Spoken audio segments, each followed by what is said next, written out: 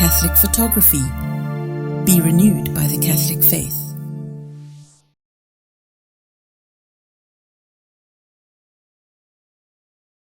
Bonne arrivée, vous découvrez l'enseignant de ce soir, qui n'est autre que le Père Paul-Marie Mba, de la communauté des Béatitudes au Gabon. Nous bénissons le Seigneur pour sa vie. Merci de rester à l'écoute, merci d'inviter des frères et des sœurs. Et n'oubliez pas, la Bible dit dans le psaume que le Seigneur nous donne à travers le Père, que nous prenons chaque jour comme prière, puisqu'il s'attache à moi, je le délivre, je le défends, car il connaît mon nom. Voilà, bien-aimé, le Seigneur te délivrera aujourd'hui, il te défend chaque jour, car c'est lui seul, notre Seigneur, notre Dieu, que nous connaissons, que tu connais.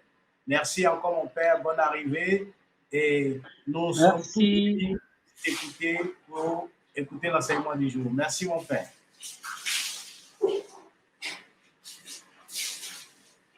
Merci, Cher Gomez.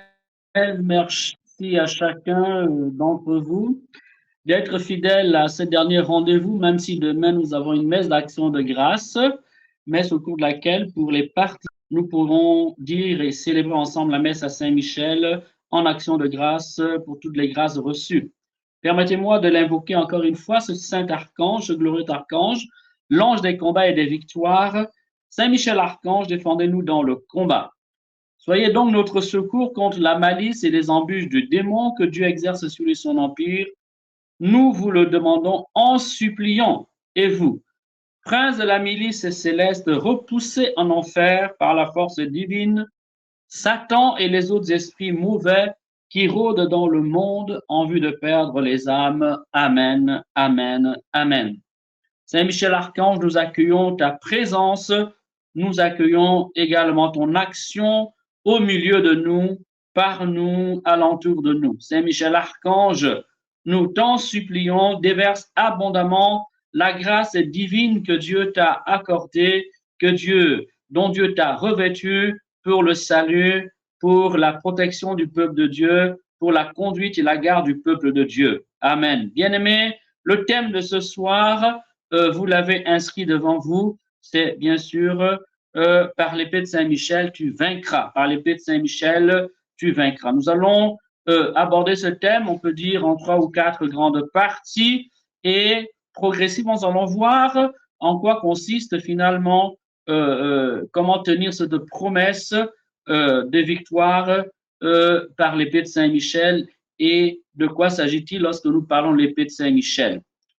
Je vais commencer par des rappels bibliques, Dans ces rappels bibliques, on va dire que nous allons commencer par des mises en garde. Dans Colossiens 2, 12, il nous est dit de nous méfier du faux culte des anges, car il y a un faux culte des anges.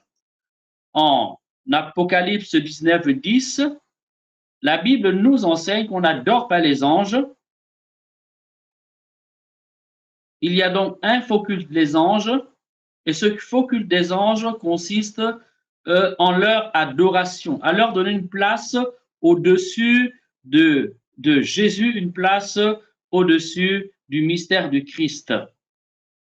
S'il ne convient pas de les adorer,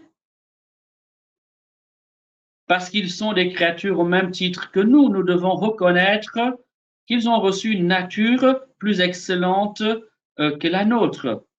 Nous devons reconnaître aussi qu'ils nous précèdent dans le salut, car tous les anges ne se sont pas rebellés contre le projet divin, tous les anges n'ont pas désobéi, une grande partie s'est fixée dans la rébellion et travaille désormais à détruire le projet de Dieu, mais la plus grande partie a été fidèle à Dieu et à cause de cela participe désormais à la béatitude éternelle.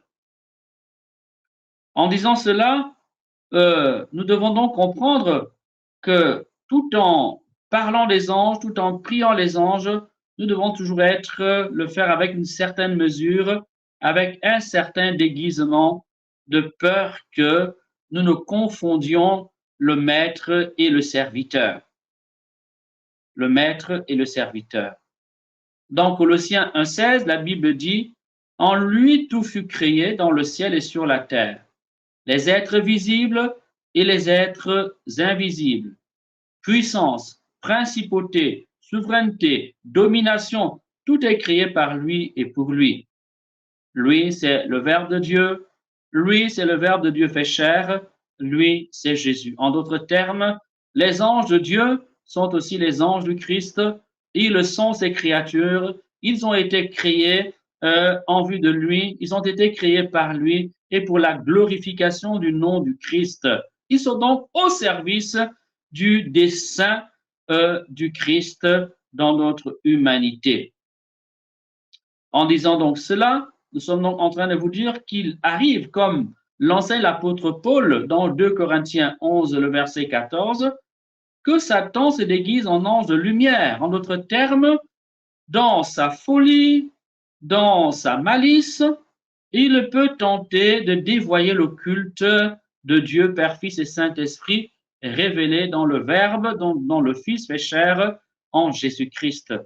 Et ce faux culte des anges, je l'ai déjà dit, met l'ange au même pied d'égalité que le Christ, ou alors il met l'ange, il célèbre plus l'ange que le Dieu vivant lui-même, ou alors l'ange va voler l'adoration qui revient à Dieu. Ce culte est plus ou moins répandu aujourd'hui, puisqu'il existe on peut dire, dans le monde profane, une littérature abondante sur les anges. Il y a les anges pour chaque heure du jour, il y a les anges du jour de la naissance, il y a les anges de chaque mois, il y a les anges de la chance, il y a les anges pour avoir l'argent, il y a les anges pour avoir ceci. Et ce culte se développe en dehors de la foi chrétienne, en dehors de l'Église, et malheureusement, il a pignon sur rue et trouve un bel écho, pour ne pas dire un grand écho, dans le cœur de beaucoup de croyants qui ne sont pas assez affermis dans l'intelligence de la foi, qui ne sont pas assez instruits sur les mystères de la foi. Ce culte-là, vous le reconnaîtrez au fait que justement, il ne véhicule pas l'enseignement biblique sur le mystère du Christ. Vous le reconnaîtrez également parce qu'il exalte les visions. Il accorde une insistance très importante aux révélations, aux signes, aux prophéties, aux spectacles. Et ceux qui le diffusent parfois se prennent eux-mêmes pour des anges. Ici, il faudrait visiter le monde anglophone et écouter certains orateurs, certains prophètes à la mode, certains, voilà, grands, bon, je n'ai pas envie d'utiliser le mot, mais vous l'aurez compris, voilà, et qui parfois même dans leurs enseignements, dans leur rapport avec leurs auditoires, arrivent au culte de la personnalité. Ce faux culte des anges vole la gloire de Dieu. Ce faux culte des anges est centré sur le spectacle. Ce faux culte des anges porte également souvent en relent une exaltation de la richesse et de l'amour de l'argent. Voilà pour quelques premières mises en garde. Les anges sont les anges du Seigneur. Ils sont des créatures qui nous sont supérieures en nature. Ils nous précèdent dans la béatitude éternelle parce qu'ils ont servi fidèlement le projet de Dieu. Ils ont réussi à l'heure de leur histoire, entre guillemets. Ils sont créés par Dieu et pour Dieu, ils sont les anges de Dieu et les anges du Christ. Alors, ici, il faudrait donc lire deux textes bibliques, c'est Hébreux 12, 22 et Colossiens 1, 16. Hébreux 12, 22 et Colossiens 1, 16. Ils sont des créatures. La Bible enseigne qu'ils servent le Seigneur Jésus. Matthieu 4, 11. Alors le diable laissa Jésus, et voici des anges vinrent auprès de Jésus et le servèrent. Matthieu 4, 11. L'ange de lumière est donc un ange qui sert le Christ. Il reconnaît et conduit donc à l'adoration de Jésus. Il reconnaît et conduit donc à l'amour de la parole du Christ. Il ne produit pas un discours qui se substitue à l'enseignement évangélique. Comme l'a dit l'apôtre Paul, même si un ange descendait du ciel et devait vous enseigner un autre évangile, eh bien, sachez-le, prenez-le pour un faux ange. Et l'expression utilisée par Saint Paul dans l'Épître aux Galates, c'est qu'il soit anathème. En d'autres termes, qu'il soit maudit. Et est maudit celui qui croira à un tel ange. La vraie foi dans les anges nous conduit donc à l'adoration et au service de Jésus-Christ, car ils sont créés par lui et pour lui, et ils sont ses créatures et ses serviteurs en tant que Jésus est Dieu de Dieu, lumière de lumière, vrai Dieu de vrai Dieu, le Verbe de Dieu, la parole de Dieu, la sagesse divine, ordonnatrice et créatrice de Dieu avant toute chose. En disant cela, nous sommes donc en train de dire que les anges adorent, bénissent, louent le Seigneur et ils sont les exécutants de ses ordres. Ils sont les exécutants de ses ordres. Dire cela, c'est non seulement proclamer qu'ils sont des créatures et des serviteurs de Dieu, mais c'est proclamer que quand nous les prions, ils peuvent nous aider que dans la mesure où ce que nous demandons est conforme aux ordres divins, est conforme à la volonté divine. L'homme biblique s'adresse aux anges. J'en veux pour preuve quelques textes. J'aimerais citer le psaume 103, le verset 20, et le psaume 148, le verset 2. Je reprends. L'homme biblique s'adresse bien aux anges. J'en veux pour preuve le livre des psaumes, quelques citations, 2 citations du livre des psaumes. Le livre des psaumes est le livre de la prière d'Israël. Dans le psaume 103, le verset 20, écoutez ce que dit le psalmiste. Bénissez l'Éternel, vous ses anges. Ah, il s'adresse aux anges. Il invite les anges à bénir Dieu. Bénissez l'Éternel, vous ses anges, qui êtes puissants en force et qui exécutez ses ordres en obéissant à la voix de sa parole. À la voix de sa parole. Voilà la prière du psalmiste, l'adresse du psalmiste du psaume 103, verset 20 à l'ange. Il parle aux anges, il contemple leur force et leur puissance. Le psalmiste nous dévoile que les anges sont les exécutants des ordres divins, donc les serviteurs du projet de Dieu, et qu'ils obéissent à la voix de sa parole. L'ange nous conduit donc toujours à l'obéissance à la parole de Dieu. S'il doit parler à quelqu'un, sa parole doit être fidèle et, on peut dire, soumise et plus discrète que la parole du Maître, que la parole de Dieu. Nous allons citer un autre texte encore, c'est le psaume 148, le verset 2. Vous, tous ces anges, louez-le, louez-le, louez-le tous les univers. Vous, tous ces anges, louez-le, louez-le, louez-le tous les univers. Psaume 148, le verset 2. L'ange adore, l'ange bénit, l'ange loue, et l'homme biblique invite l'ange à louer le Seigneur, à le célébrer avec lui comme comme l'homme de la Bible, le priant de la Bible, invite les anges à bénir, donc à s'associer à sa louange pour le nom de Dieu. La Bible va toujours un peu plus loin. Non seulement ils sont les adorateurs, ils sont les créatures, ils sont les serviteurs de Dieu et de sa parole, mais la Bible nous enseigne que les anges sont nos compagnons de service dans la vigne du Seigneur. Ils sont nos compagnons, c'est-à-dire ceux qui cheminent avec nous dans le service de Dieu. Ici, j'aimerais simplement vous lire quelques textes de la parole de Dieu pour étayer ce propos.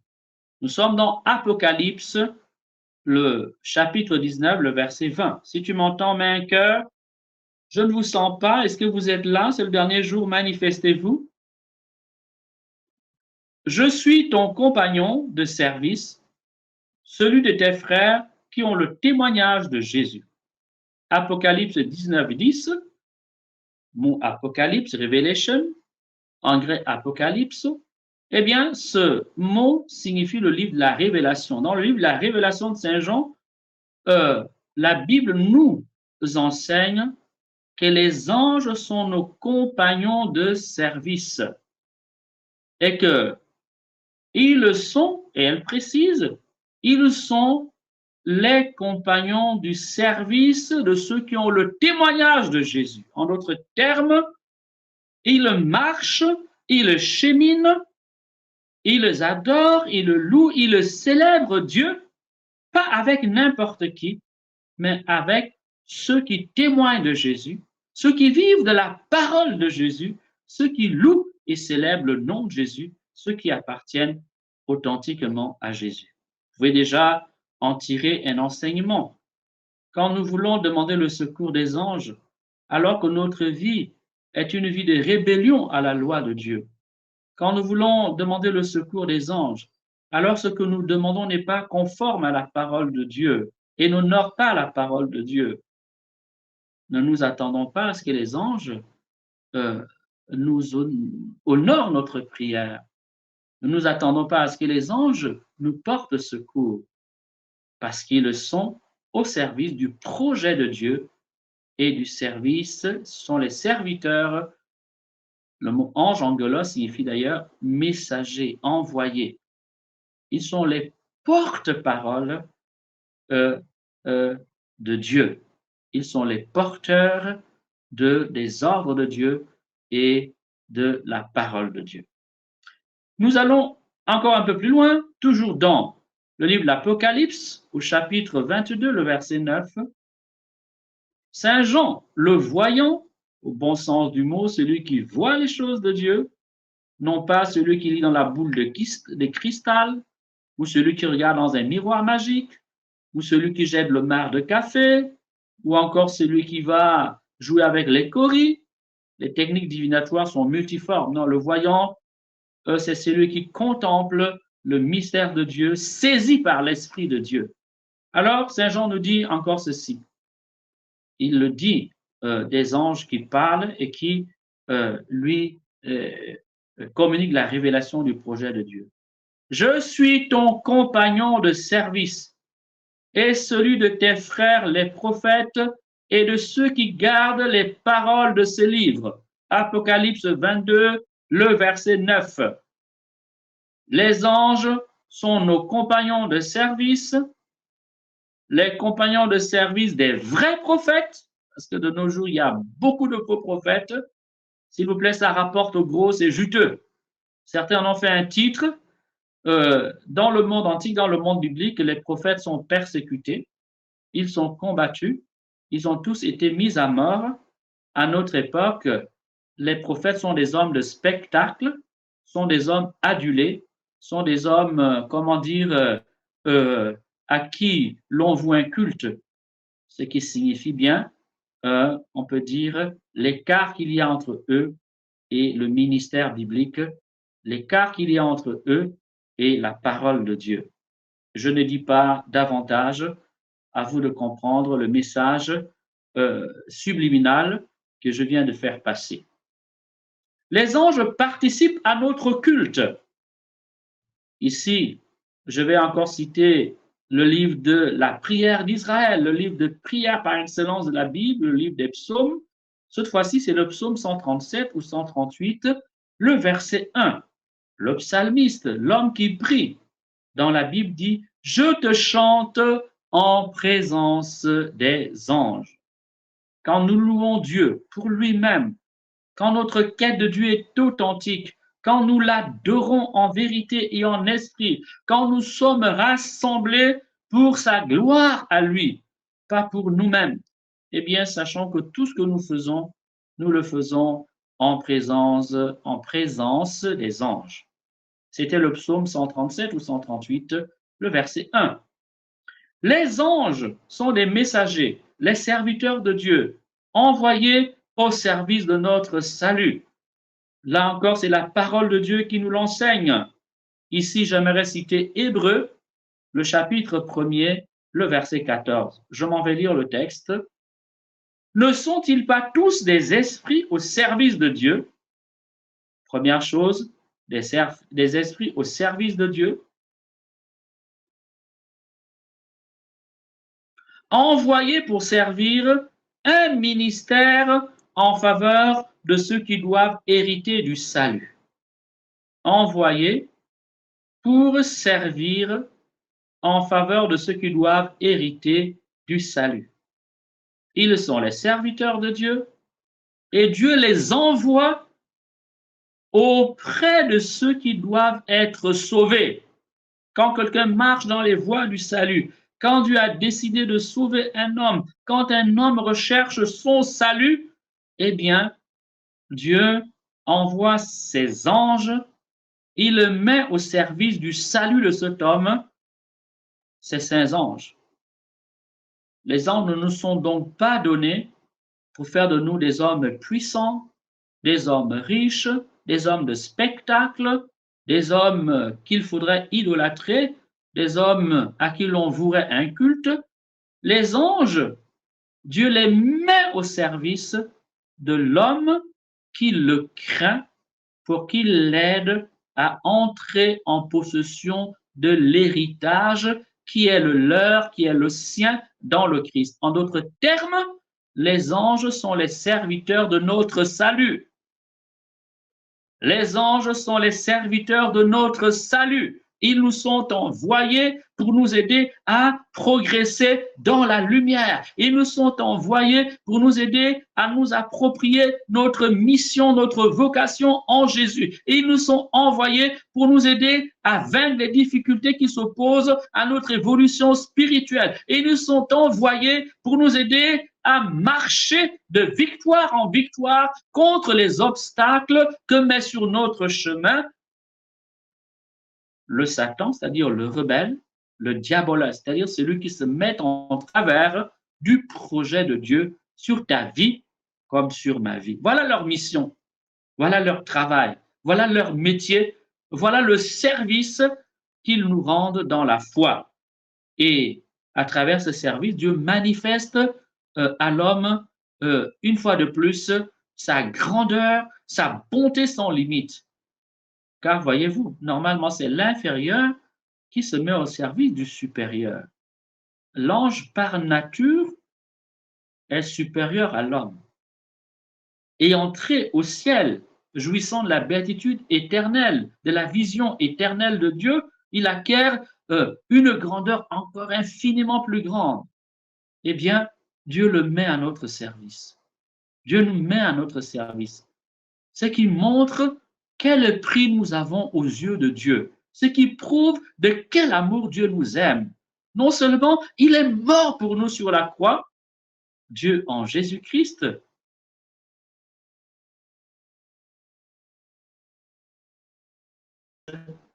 les plus grandes, les plus merveilleuses, les plus sublimes de ses créatures, les saints anges de Dieu. Dieu met à notre secours les plus grands, les plus sublimes, les plus puissants, les plus belles de ses créatures, les saints anges de Dieu. Oh, rien que pour cela, nous devons rendre grâce à Dieu. Si tu m'entends, si tu as compris cela, bénis le Seigneur, acclame le Seigneur, dis merci dans ton cœur. Qui sommes-nous pour que les anges viennent à notre secours? Qui sommes-nous pour que les anges se mettent à notre service? Nous des êtres de chair et de sang, nous des êtres de boue et de poussière, poussière que nous sommes, qui sommes tendus vers la poussière, nous des êtres marqués par la fragilité, par la faiblesse, nous des êtres marqués par l'imperfection, nous des êtres marqués par toutes sortes de limites et de conditionnements, nous des êtres marqués par l'erreur, par toutes sortes de misères. Eh bien, à notre service, pour nous aider à rentrer dans la maison de Dieu, pour nous aider à hériter du salut, Dieu met à notre service ses saints anges. Vous voyez, si on a compris cela, notre action de grâce grandit d'une part, d'autre part aussi, notre reconnaissance grandit à l'égard des saints anges, mais aussi nous allons nous adresser à eux avec respect. Avec respect. J'ai entendu des prières ici et là formulées à l'endroit des anges qui sont irrespectueuses.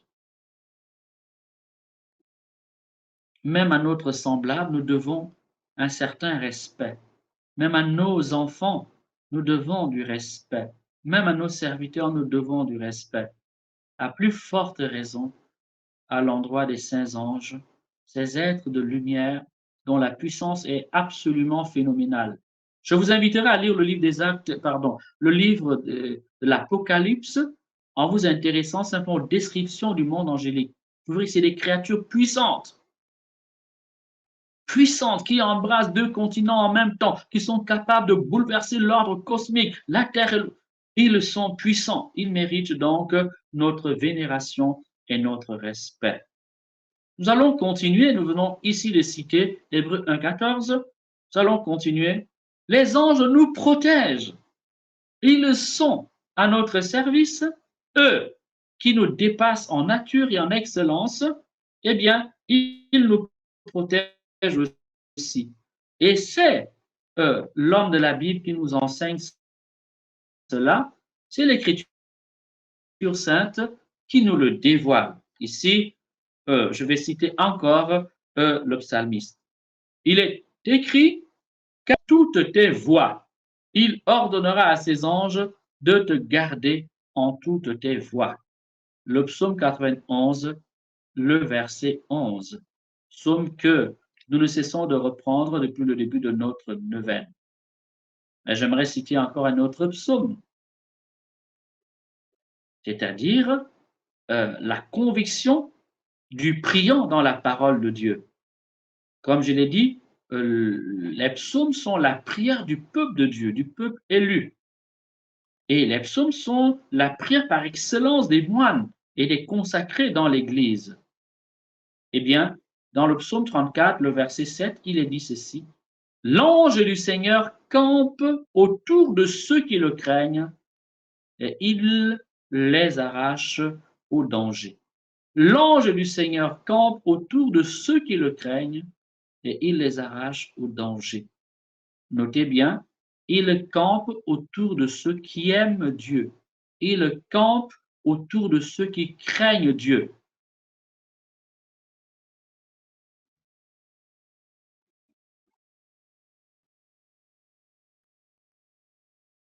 Ils sont nos compagnons, ils sont nos protecteurs, ils louent avec nous, ils cheminent avec nous.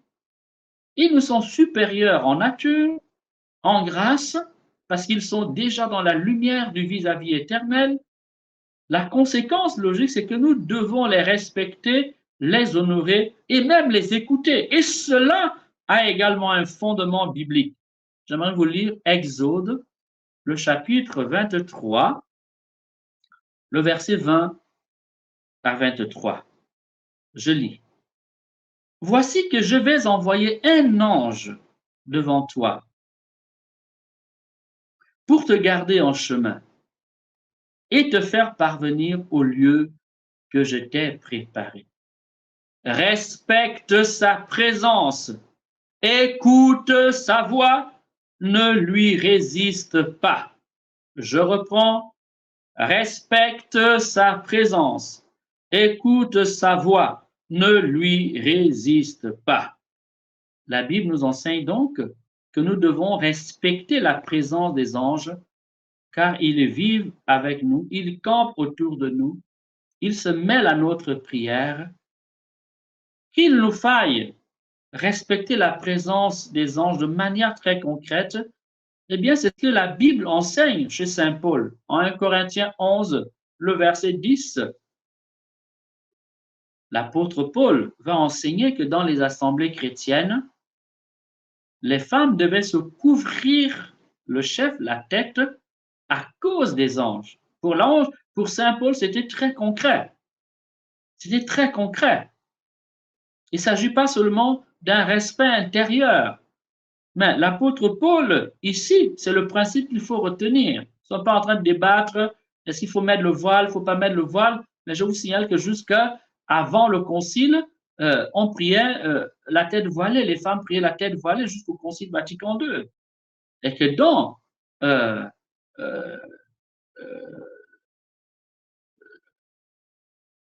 dans la Bible, justement, dans le Nouveau Testament, cela est une des consignes, une des disciplines que l'apôtre Paul donnait aux Corinthiens.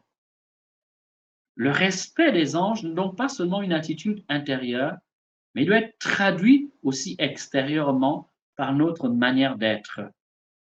Les anges sont des messagers de Dieu auprès de nous. Toute la Bible témoigne de cela. Et c'est pour cela qu'il faut écouter leur voix. C'est aussi cela que nous dit Exode, le verset 23. Respecte sa présence, écoute sa voix, ne lui résiste pas. Pourquoi faut-il écouter la voix de l'ange? Eh bien, parce qu'il est porteur des messagers de Dieu, parce qu'il parle au nom de Dieu. Il fait le lien entre Dieu et nous, entre notre âme et Dieu. Ce sont les serviteurs de la gloire de Dieu, de la parole de Dieu, des projets de Dieu.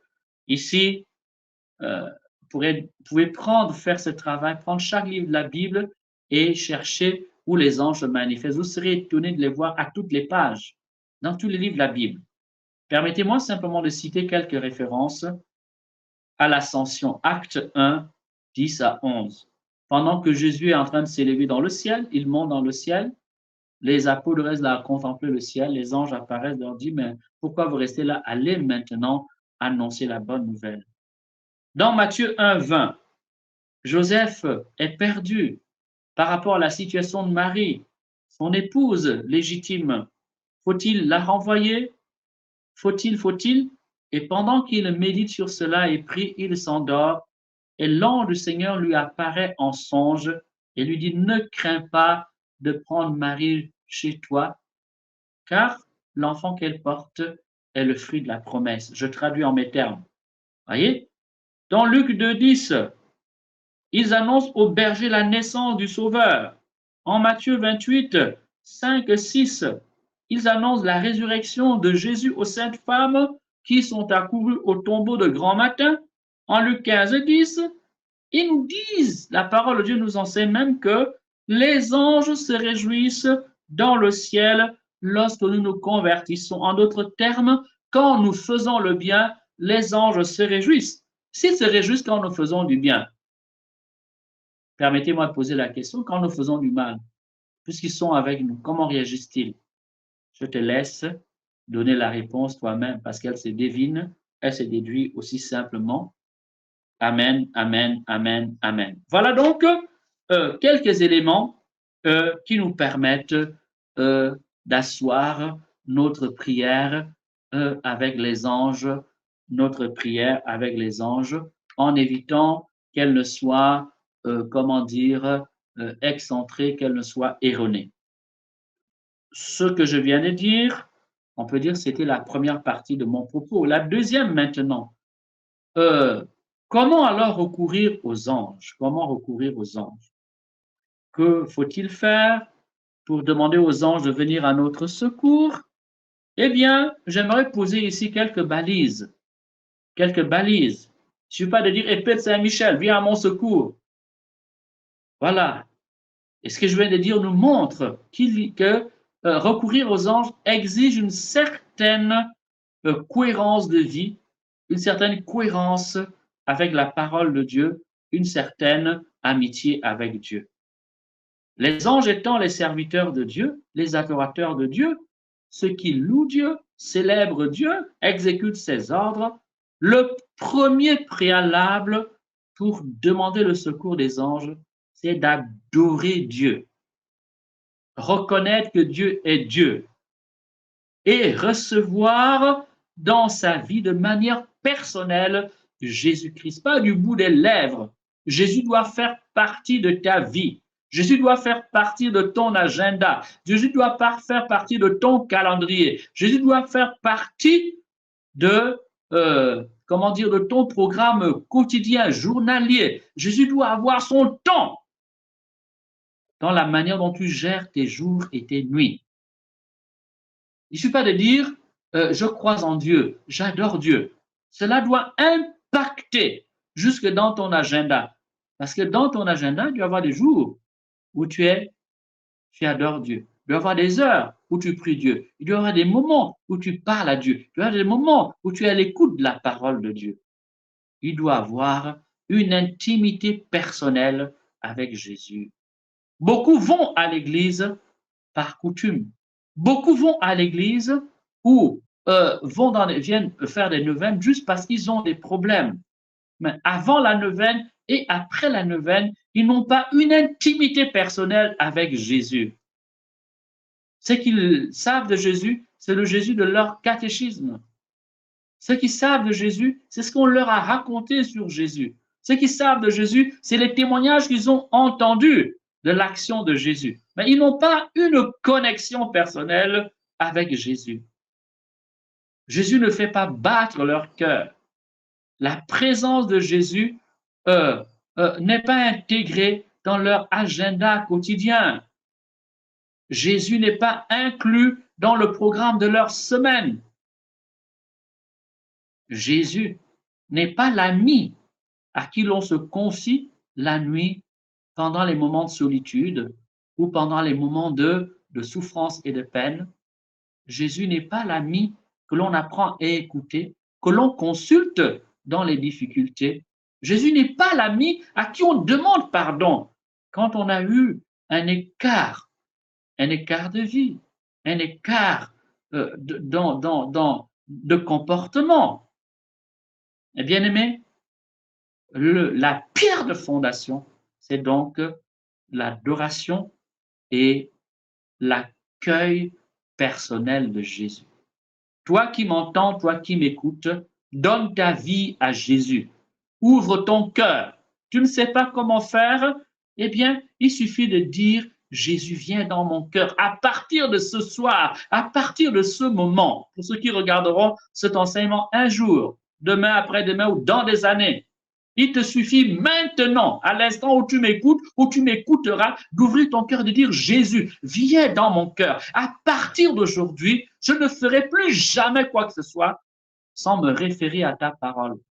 Je ne poserai plus jamais de choix dans ma vie sans te questionner.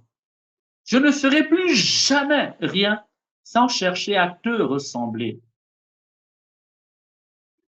Vous voyez, l'un des secrets des grands hommes de Dieu, des grandes femmes de Dieu, c'est en toute occasion, en toute chose, c'est se poser la question, si Jésus était à ma place, qu'est-ce qu'il aurait dit?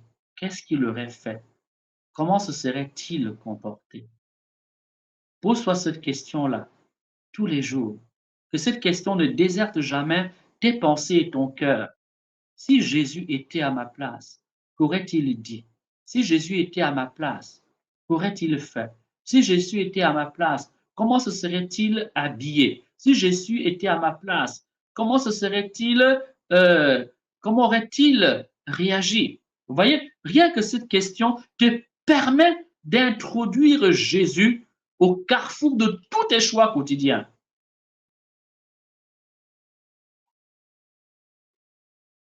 Voilà une confidence que je viens de te faire.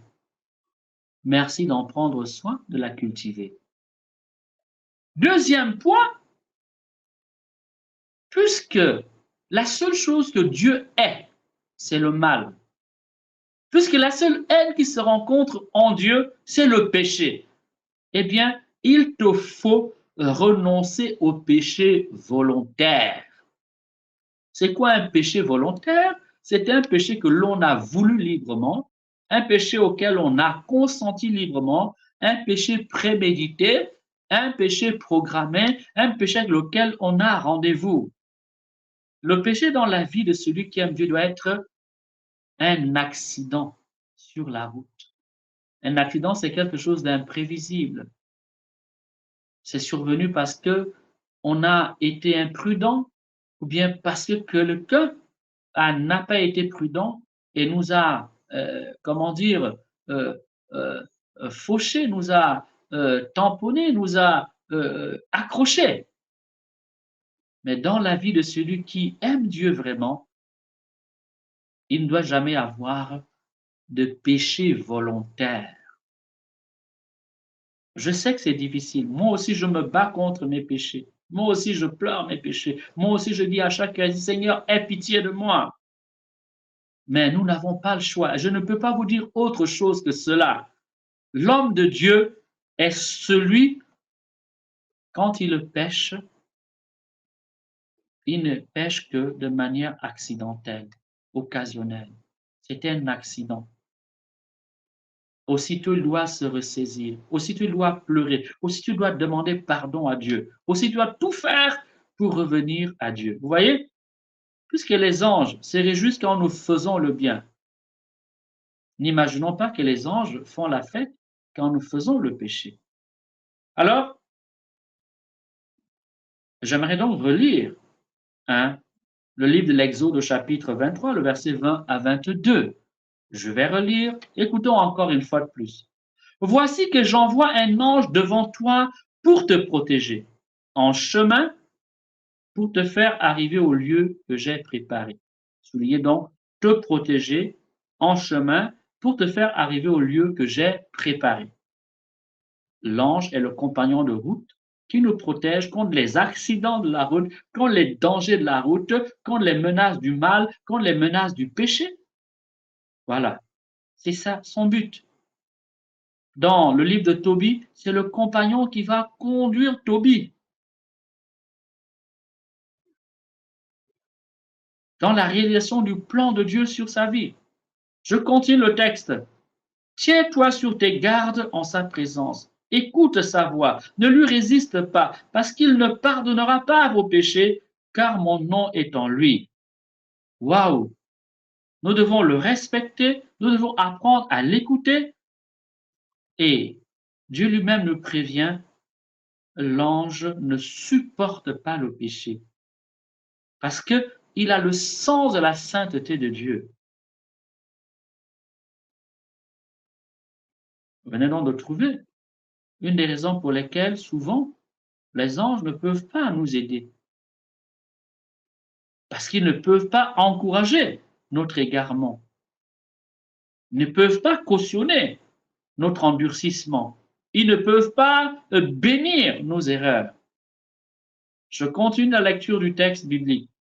Mais si tu écoutes sa voix, si tu fais tout ce que je te dirai, je serai l'ennemi de tes ennemis, l'adversaire de tes adversaires. Mais si tu écoutes sa voix, la voix de l'ange, si tu fais tout ce que je te dirai, parce que l'ange dit la volonté de Dieu, je serai l'ennemi de tes ennemis, l'adversaire de tes adversaires. Dieu se fait l'adversaire de nos adversaires, l'ennemi de nos ennemis, en nous envoyant ses anges, en nous envoyant son ange. Ici, c'est le Exode, le chapitre 23, le verset 20 jusqu'au verset 22. Dès lors, nous pouvons arriver au troisième point. Il faut imiter les anges. On dit, comment on peut imiter les anges? On ne les voit pas. On a des dessins, on a des images des anges. Et ces anges, ces images sont des représentations symboliques, oui. Mais nous savons que l'ange incarne quelque chose. Derrière le mystère de l'ange, il y a l'incarnation de certaines idées. Il y a l'incarnation d'une certaine manière d'être. Il y a l'incarnation, donc, un état d'esprit, des idées. Alors, il faut aimer les anges, c'est aussi les imiter. Et comment? Et sur quoi faudrait-il les imiter? Nous allons dire quelques éléments sans épuiser la question. Premier élément qu'il faut imiter, c'est la pureté. Les anges sont purs. C'est des créatures purement transparentes, dans lesquelles il n'y a pas de distorsion, dans lesquelles il n'y a pas de mensonge, dans lesquelles il n'y a pas de souillure, dans lesquelles il n'y a pas d'impudicité, dans lesquelles il n'y a pas de copinage avec l'impureté. Nous voulons vivre avec les anges et en faire nos amis. Nous devons cultiver la pureté. Notre monde actuel, vous le savez, nous le savons d'expérience, est un monde qui béatifie l'impureté sous toutes ses formes. Je vous invite juste à ouvrir TikTok. J'invite juste à vous faufiler sur Facebook. Vous verrez que aujourd'hui, rien n'est plus étalé, rien n'est plus exalté que la débauche, que l'impudicité.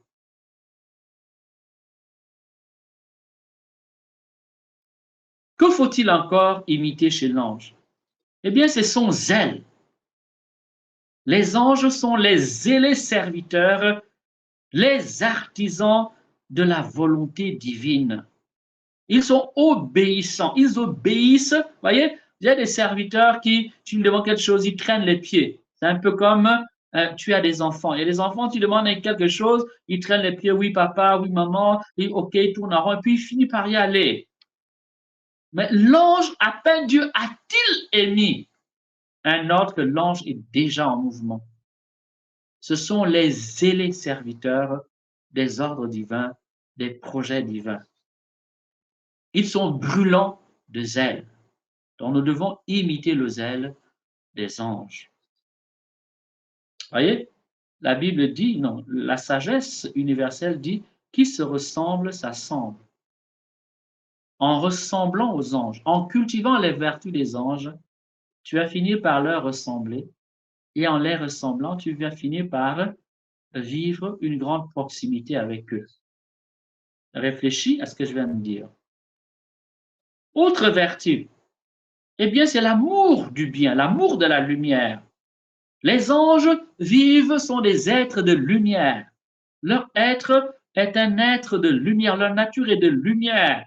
Ils se nourrissent de lumière. Leur activité n'est qu'une activité de lumière, une activité lumineuse. En quoi? Eh bien, parce qu'ils ne font que le bien. En eux, il n'y a pas l'idée du mal. En eux, il n'y a pas de ténèbres, il n'y a pas d'obscurité. Ils ne font que ce qui est bien. Ils sont les amants du bien, les artisans du bien, les serviteurs du bien, de la vérité. Ils servent la vérité, ils aiment la vérité, ils portent la vérité. Ils sont, comment dire, les promoteurs de la vérité. La justice. Ils servent la justice, aiment la justice. L'amour. En Dieu, amour, ils adorent l'amour, ils contemplent l'amour, ils vivent de l'amour de Dieu. Chaque fois que tu pratiques ces choses, le bien, la vérité, la justice, l'amour, et que tu le fais à la manière dont le Christ nous l'a enseigné, eh bien, tu es en train de cultiver la ressemblance avec les anges. Et en cultivant cette ressemblance avec les anges, très facilement ou plus facilement, tu peux t'unir, tu peux te rassembler, tu peux cheminer, tu peux vivre avec les anges. Si quelqu'un m'entend qu'il envoie un pouce, un cœur. Si quelqu'un m'entend qu'il envoie un pouce, un cœur. Si quelqu'un m'entend qu'il envoie un pouce, un cœur, qu'il dit, Seigneur, donne-moi un cœur brûlant de zèle et de lumière comme celui des anges. Seigneur, donne-moi des mœurs pures. Libère-moi de mon impureté, de mes pensées impures, de mes désirs impurs, d'une vie d'impureté et de débauche. Seigneur, viens me nettoyer. Je suis fatigué de mes péchés d'impureté. Je suis fatigué de toutes sortes de fornications. Je suis fatigué de la masturbation et la pornographie. Je suis fatigué des désirs impurs. Ils sont tyranniques. Seigneur, viens me libérer. Saints anges de Dieu, venez m'affranchir. Parle de tout ton cœur. Parle de tout ton cœur.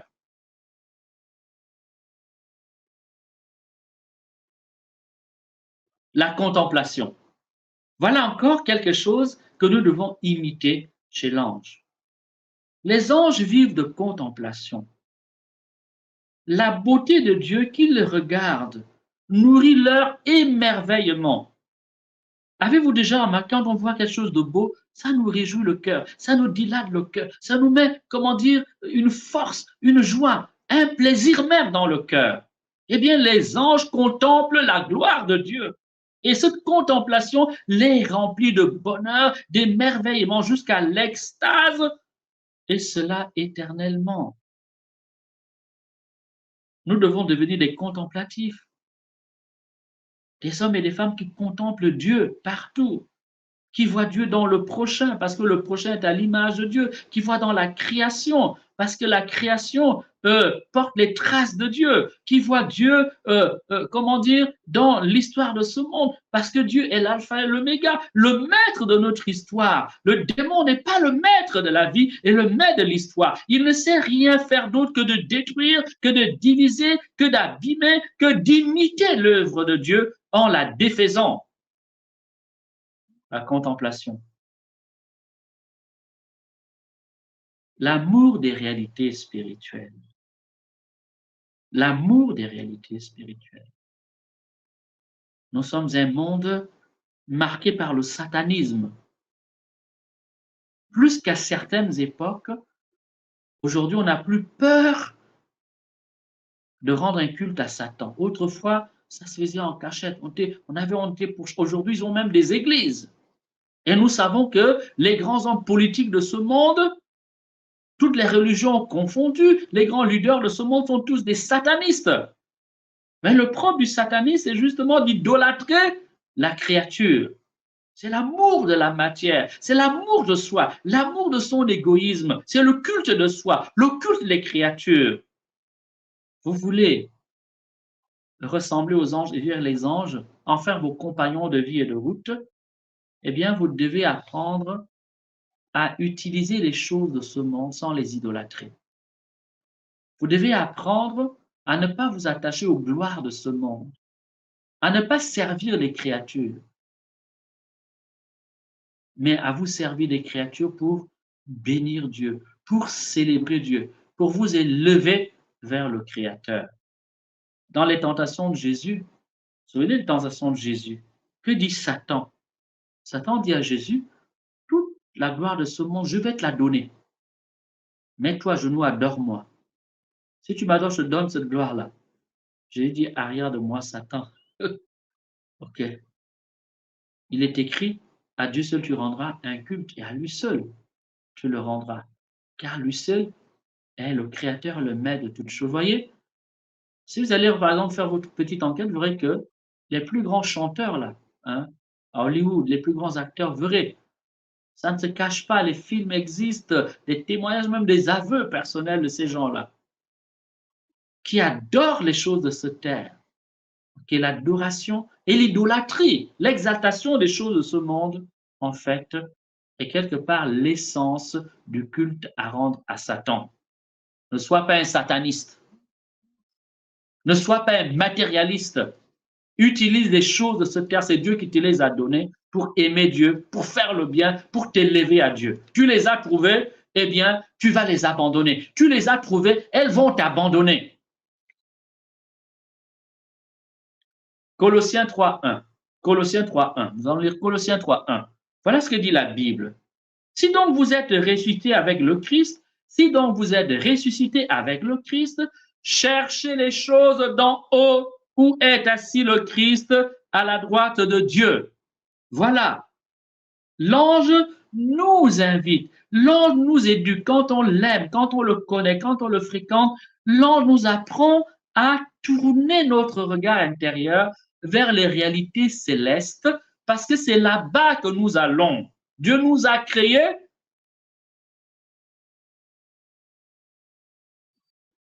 et il nous a créés pour l'éternité. C'est pour cela que nous aspirons à vivre toujours, être toujours jeune, être toujours beau, être toujours fort, avoir toujours la santé, avoir la vie, avoir le bonheur. Voilà. C'est parce que Dieu nous a créés pour cela que nous portons cela dans notre cœur.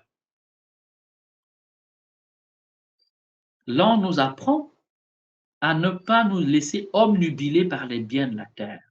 Apprends donc à ne pas adorer les biens de ce monde. Utilise-les pour ton confort, ton bien-être, mais utilise-les surtout pour qu'elles te rapprochent des autres et pour que cela t'élève vers Dieu.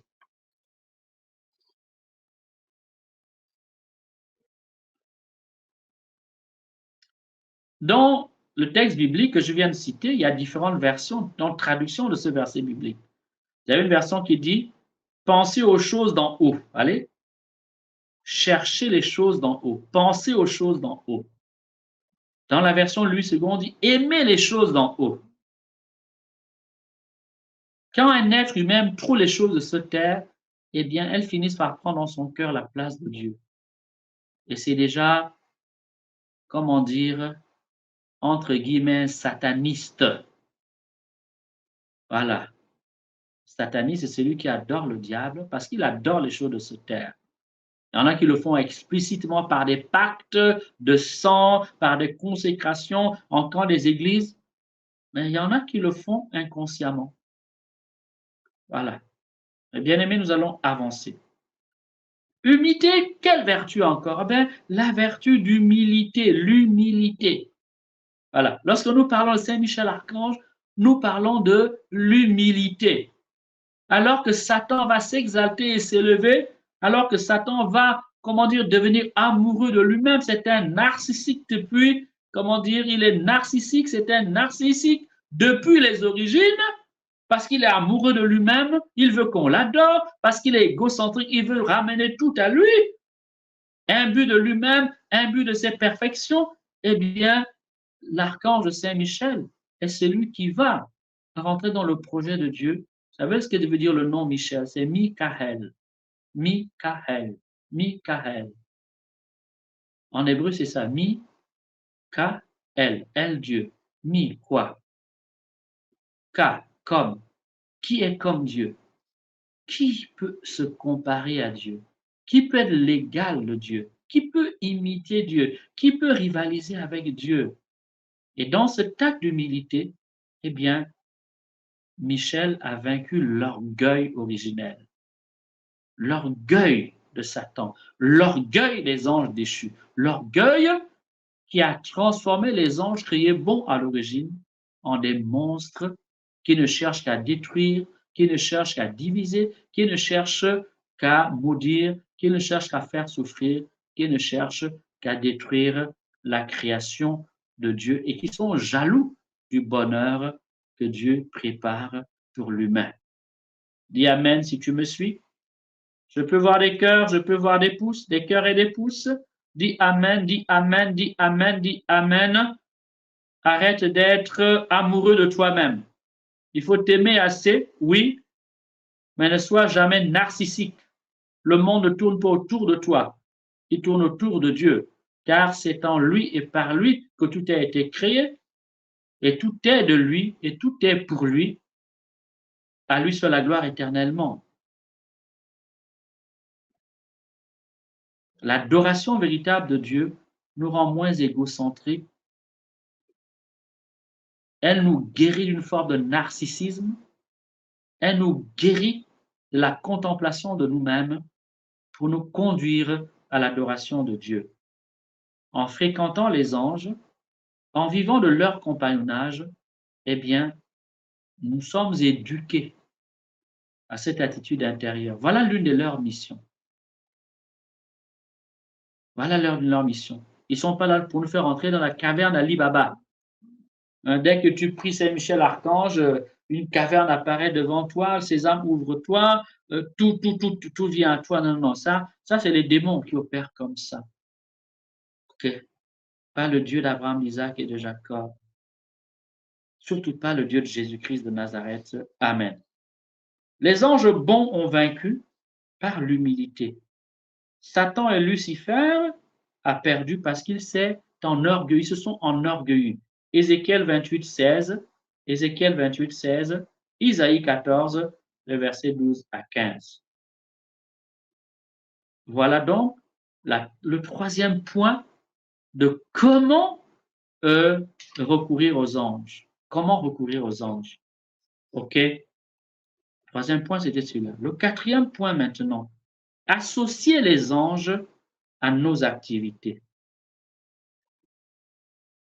Souvenez donc, adorer Dieu, donner sa vie à Jésus, renoncer au péché volontaire sans repentir.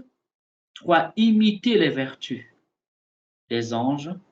4. Ici, associer les anges à nos activités ordinaires. Tu dois aller en voyage, Invite les anges à t'accompagner.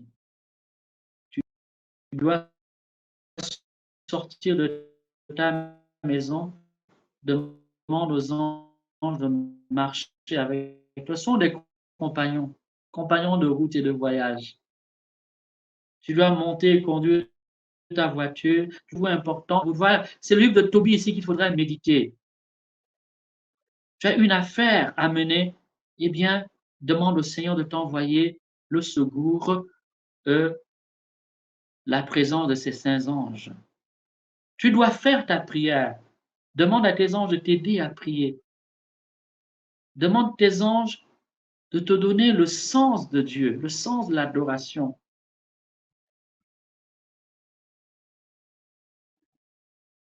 Tu viens combat. Demande à tes anges de te consoler et de t'apporter leur lumière et leur inspiration. Voyez donc ici, en fait, en invitant les anges à vivre avec nous de manière ordinaire, nous prenons tout simplement conscience qu'ils sont à nos côtés, car Dieu a assigné à chacun d'entre nous un ange, au minimum un ange. La tradition catholique, à travers les plus grands saints, les plus grands mystiques de tous les temps, nous enseigne, et la Bible elle-même, particulièrement le Nouveau Testament, les évangiles, souvenez-vous de Jésus, chacun de ces anges, un malheur à celui qui fera du mal à un de ses petits, vaut mieux pour lui qu'on lui attache une meule ou qu'on le jette dans un puits, car chacun, euh, pour chacun de ses enfants, un ange contemple la face de Dieu. Souvenez-vous aussi, lorsque Pierre est arrêté et que l'ange le libère, il est dit que c'est l'ange, son ange qui l'a libéré. Alors, je cite comme ça de mémoire, bien sûr. Alors, s'il faut voir chercher les plus grands saints, les plus grands mystiques, Saint Jean Chrysostome, 5e siècle, Saint Bonaventure, 13e siècle, Denis le Charpin, grand maître de spiritualité, 15e siècle, Sainte Catherine de Gênes, etc., etc. Tous les saints en parlent. Padre Pio, tous les saints en parlent. Le psaume 34, le verset 7. L'ange de l'Éternel campe autour de ceux qui le craignent et il les arrache au danger. Quand l'ange du Seigneur campe à tes côtés, comment veux-tu que le démon la nuit vienne comme ça, tout le temps te taper dessus, tu deviens son ballon?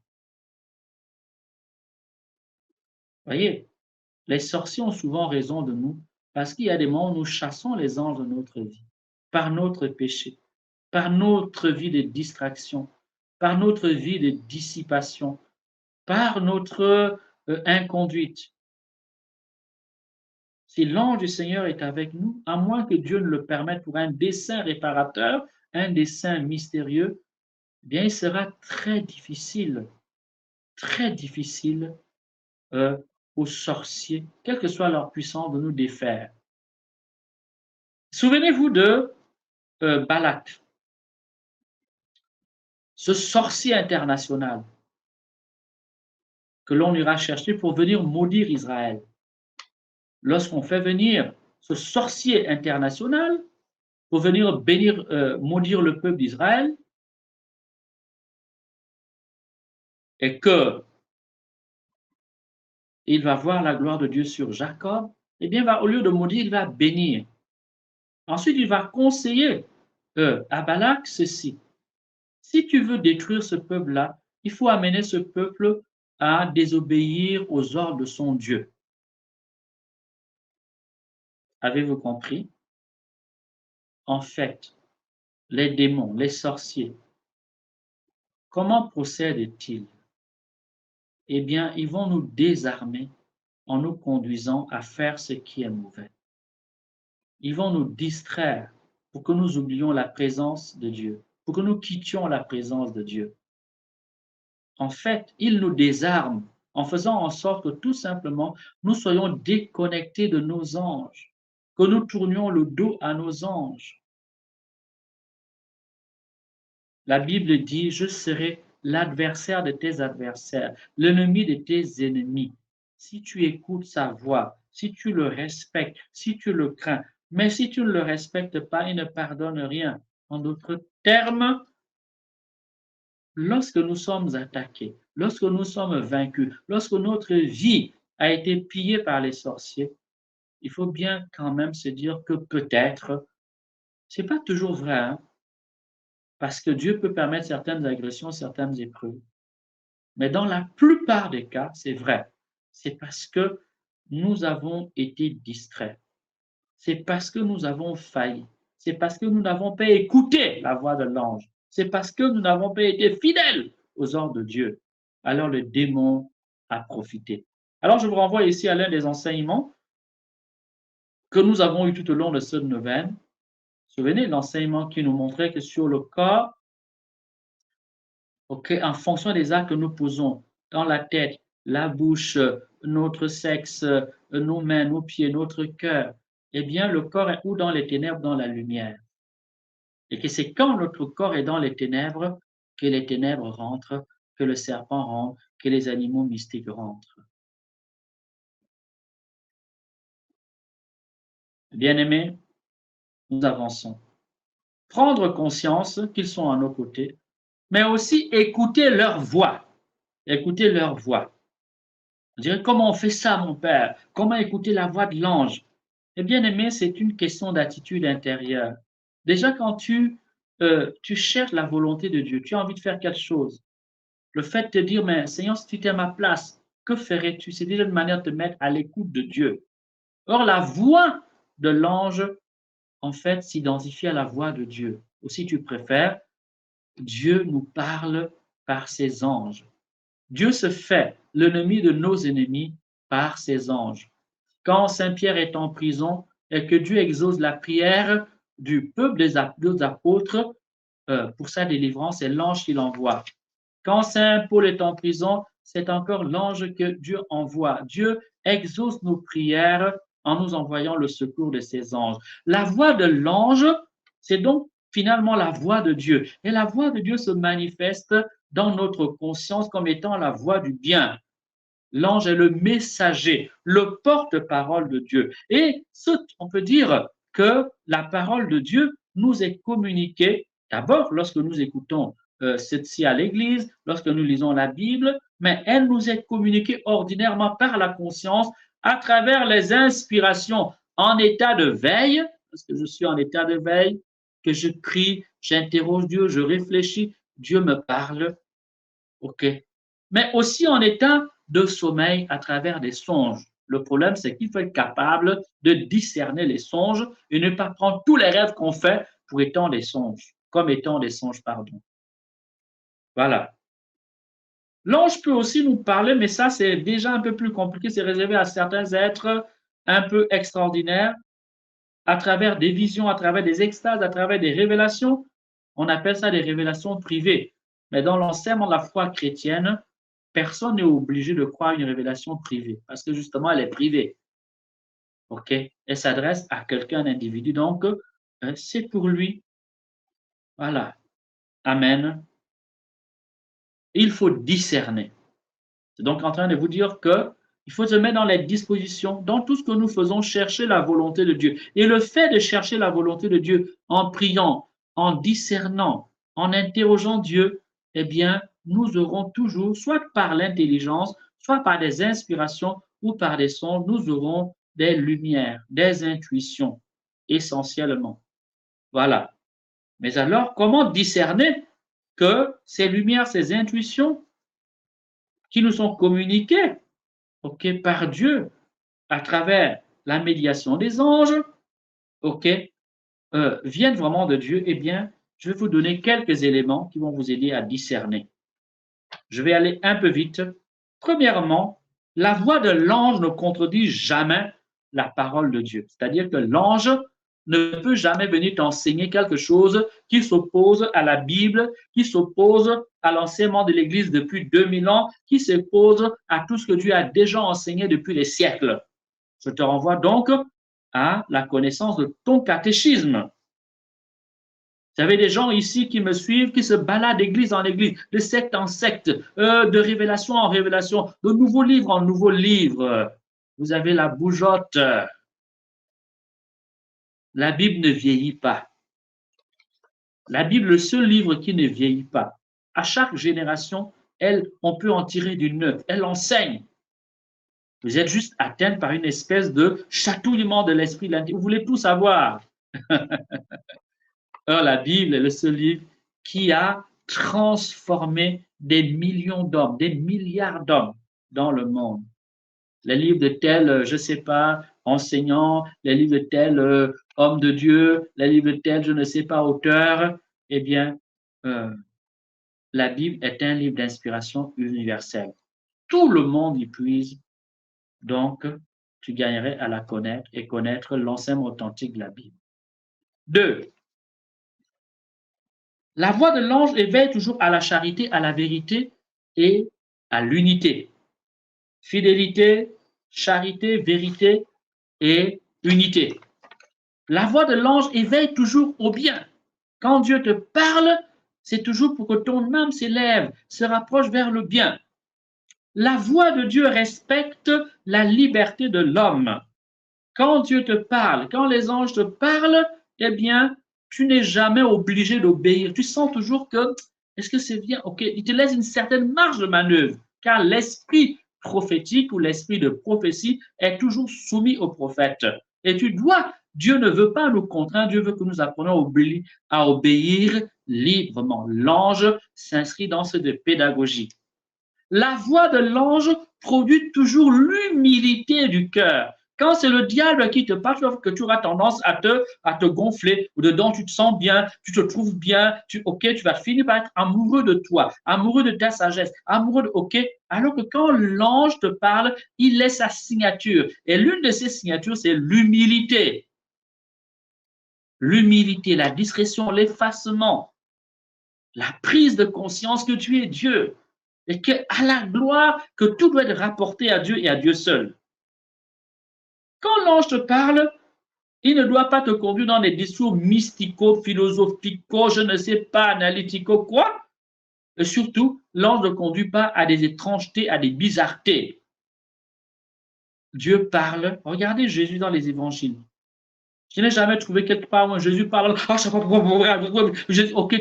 Regardez Jésus lui-même. Hein? Voilà. Une certaine maîtrise. L'ange nous conduit à la sobriété, à la simplicité, à la pureté de l'Évangile. La voix de l'ange éveille à la foi, à l'espérance, à la communion, à la paix, à la vertu, alors que la voix des mauvais anges, donc du démon, t'excite intérieurement. Et en t'excitant intérieurement, elle t'exalte et elle te rend imbu de toi-même. Et au final, elle va te conduire à l'impureté, elle va te conduire à la domination, elle va te conduire à la manipulation.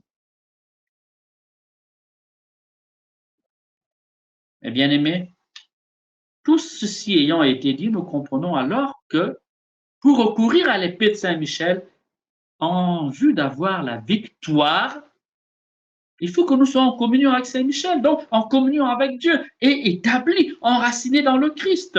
Et que voulons-nous dire lorsque nous invoquons l'épée de Saint-Michel? Eh bien, il faut savoir que l'épée, il ne faut pas imaginer que Dieu a une épée, que c'est OK. Ce sont des symboles, donc ce sont des réalités spirituelles, OK, mais qui sont réelles, qui ont de la force et de la puissance.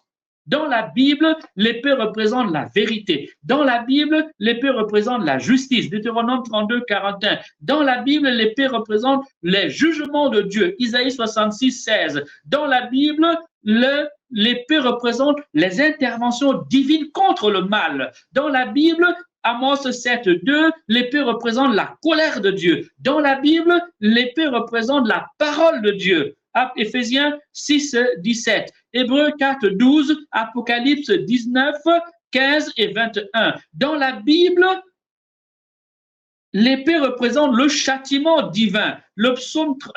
Isaïe 34, verset 5 à 6, 2 Chroniques, le chapitre 20, le verset 9, Jérémie 15, 3. Dans la Bible, l'épée représente l'instrument de Dieu pour exercer ses jugements et ses ordres sur les hommes.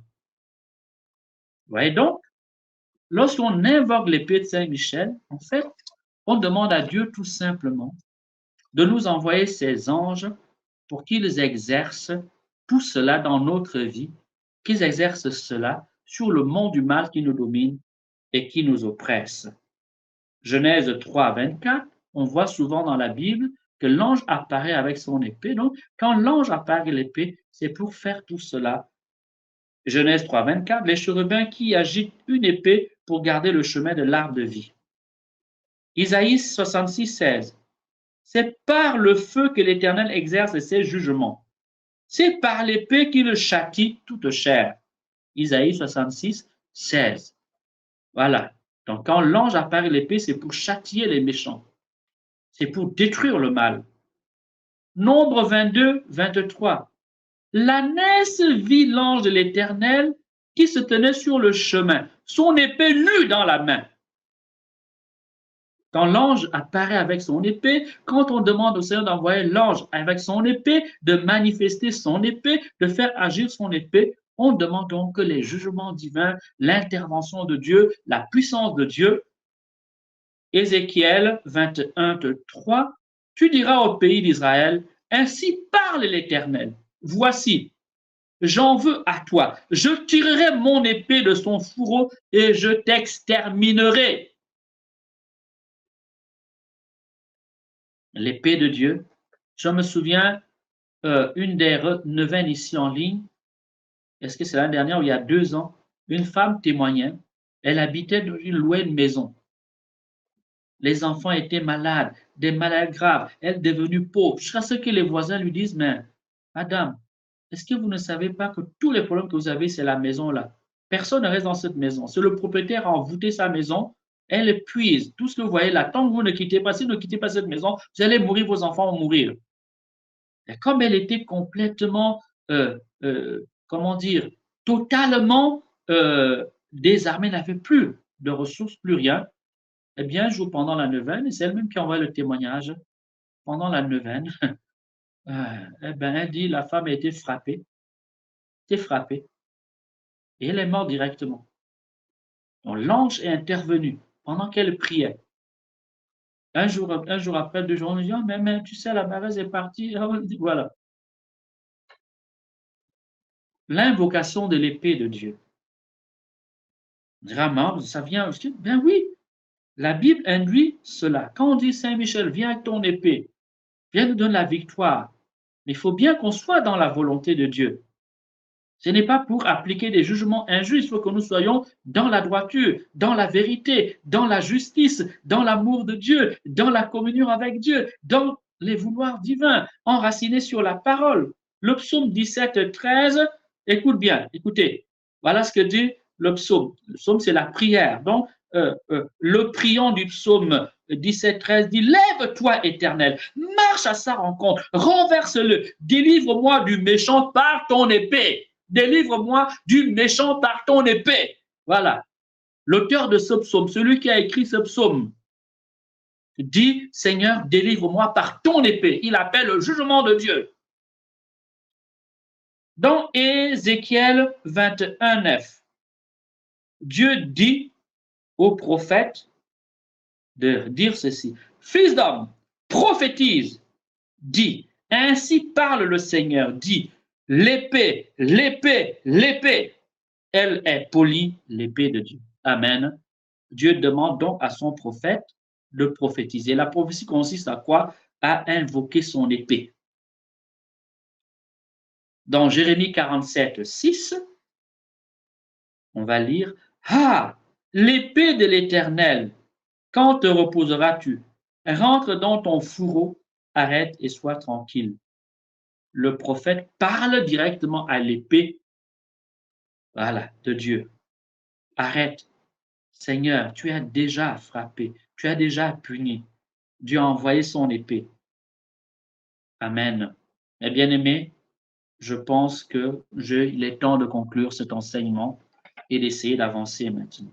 Et donc, nous ne pouvons obtenir la victoire par l'épée de Saint-Michel que si nous sommes des chrétiens qui vivons authentiquement de notre foi en Jésus-Christ. Dans différents enseignements, vous avez vu que certains péchés reviennent comme étant les moyens par lesquels le démon nous opprime. Tu fais un avortement, ça a des conséquences. Tu vis dans la fornication, dans l'adultère, ça a des conséquences.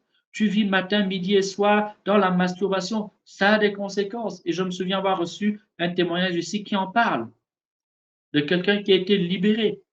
Il dit bien pendant la libération, c'est ce que Dieu lui a montré, qu'en fait son problème était lié à la masturbation.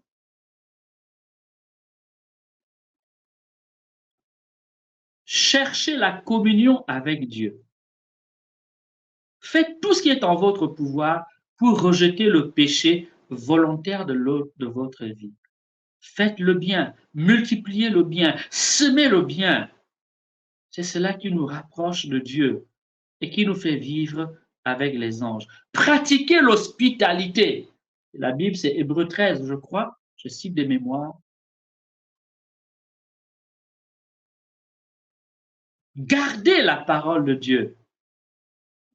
Alors les anges seront nos protecteurs, les instruments de l'action victorieuse de Dieu dans notre vie, l'épée de Dieu contre nos ennemis et contre les sorciers qui nous tourmentent, qui nous exploitent, qui nous pillent, qui nous asservissent. Fils d'homme, prophétise et frappe des deux mains, car l'épée frappera à 2 reprises et même à 3. Ézéchiel 21, le verset 19. Bien-aimés, voilà ce que je voulais partager ce soir pour le dernier enseignement de notre neuvaine. Dans le premier enseignement, nous avons parlé, j'espère que vous en souvenez, des prisons maléfiques. Le deuxième enseignement, nous avons parlé des serpents mystiques. Le troisième enseignement, nous avons parlé des dépôts maléfiques. Le quatrième enseignement, nous avons parlé des fondations spirituelles et des racines spirituelles. Dans le cinquième enseignement, nous avons parlé de l'espionnage, de la sorcellerie. Le sixième enseignement, nous avons parlé encore, des puissances du mal. Dans le septième, nous avons parlé des maladies mystiques. Le huitième, nous avons parlé de comment prier en entreprise pour nous protéger, pour ne pas être le jouet. J'avais utilisé une expression, le méchoui, le mouton qui va nourrir les fils des ténèbres. Aujourd'hui, nous avons parlé de comment vivre avec les anges pour qu'ils soient l'épée, pour qu'ils portent l'épée de Dieu contre ceux qui nous tourmentent, ceux qui se réjouissent de faire couler notre sang et nos larmes, ceux qui fêtent quand nous pleurons, ceux qui s'enrichissent quand nous nous appauvrissons. Faisons cela et nous verrons que la parole de Dieu est vivante et qu'elle est vraie. Faisons cela et nous verrons que Dieu est juste et sûr. Béni soit son saint nom. Amen, amen, amen, amen, amen, amen, amen, amen, amen, amen. Alléluia, alléluia, alléluia, alléluia. J'aimerais déjà commencer par vous lire un petit témoignage que j'ai évoqué pendant l'enseignement. Je voudrais rendre témoignage, 2 témoignages m'écrit une internaute. Le premier, c'est que j'ai traîné un esprit de masturbation depuis 2003. Je l'ai chopé alors que j'étais en stage, en vacances dans un pays. Je tais le pays volontairement. J'y ai fait une grosse dépression et y ai aussi revu un ex-copain avec qui la séparation avait été très douloureuse. Je ne sais pas si c'est à cause de lui, mais je suis rentré au pays avec un esprit de masturbation. Cet esprit disparaissait pour quelques semaines. Quand j'allais dans des veillées de prière ou d'évangélisation, mais il revenait à chaque fois toujours plus fort. Finalement, je me sentais humilié, déprimé de répéter à chaque confession le même péché. Alors j'ai décidé de faire l'année passée une des neuvaines qui sont sur le site paulmarimba.org. La neuvaine, prier pour lutter contre l'impudicité, les addictions, les esprits sexuels, fornication, débauche, fornication, pornographie, etc. Après les 21 jours de jeûne et de prière, confession et messe, je ne me suis plus jamais masturbé jusqu'à ce jour. Je ne me rappelle même plus la date exacte de quand j'ai fait la neuvaine, mais c'était, je crois, au mois de novembre 2022. Donc, de 2003 jusqu'en 2022, j'ai été esclave de ces péchés. Et maintenant, grâce à cette prière, à la prière à Saint-Michel, le Seigneur m'a libéré. Voilà le premier témoignage que je voulais vous faire, que je voulais vous partager.